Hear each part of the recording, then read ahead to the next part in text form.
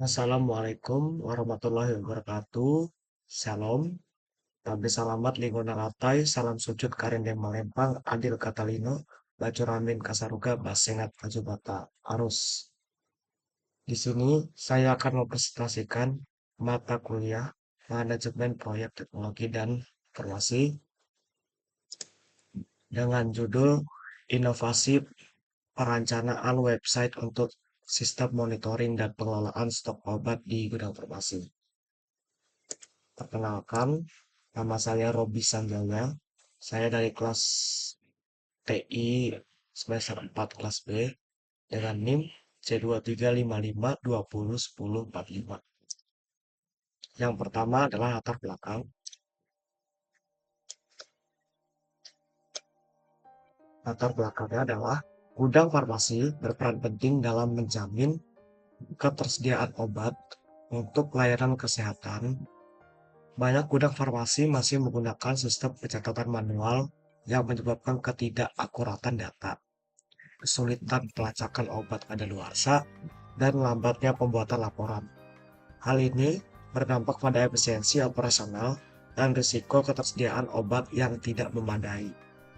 Website sebagai solusi teknologi dapat mengotomatisasi proses, memberikan pemantauan real-time terhadap stok obat, lalu memudahkan pelacakan berdasarkan batch dan tanggal kadaluarsa, serta menghasilkan laporan yang akurat untuk mendukung pengambilan keputusan strategis. Bagian yang kedua, batasan masalah.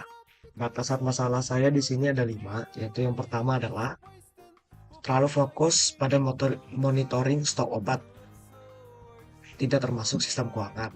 Lalu yang kedua, perancangan website responsif untuk desktop dan mobile. Lalu yang ketiga, fitur utamanya hanya ada pencatatan stok, pelacakan batch dan kadaluarsa, notifikasi dan laporan. Lalu yang keempat, tidak termasuk integrasi dengan sistem eksternal. Dan yang terakhir, pengujian dengan data sampel gudang farmasi.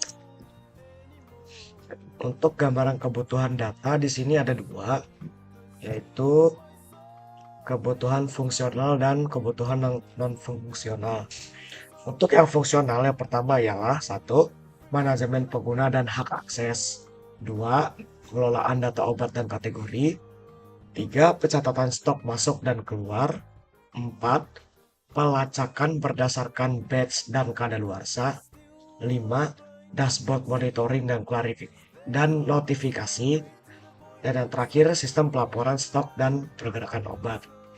Lalu untuk kebutuhan non-fungsionalnya ada 5. Yang pertama, keamanan, yang berisi enkripsi data, autentikasi, dan otorisasi. Yang kedua, kinerja respon cepat, kurang dari 3 detik. Yang ketiga, ketersediaan minimal 99% update. Yang keempat, antarmuka yang intuitif dan responsif. Lalu yang terakhir, support browser modern seperti kalau di Windows atau di kayak Android, Chrome, Firefox. Lalu untuk iOS itu ada Safari. Lalu untuk yang terakhir adalah jadwal rencana tahapan. Untuk jadwal rencana tahapan yang saya siapkan kira-kira untuk beberapa minggu ke depan. Minggu pertama saya akan studi literatur dan mengumpulkan data. Lalu untuk minggu kedua menganalisis kebutuhan sistem. Yang ketiga, minggu ketiga perancangan struktur database. Lalu yang keempat, perancangan interface user. Lalu minggu kelima sampai keenam yaitu pengembangan backend. Minggu 7 sampai 8 pengembangan frontend.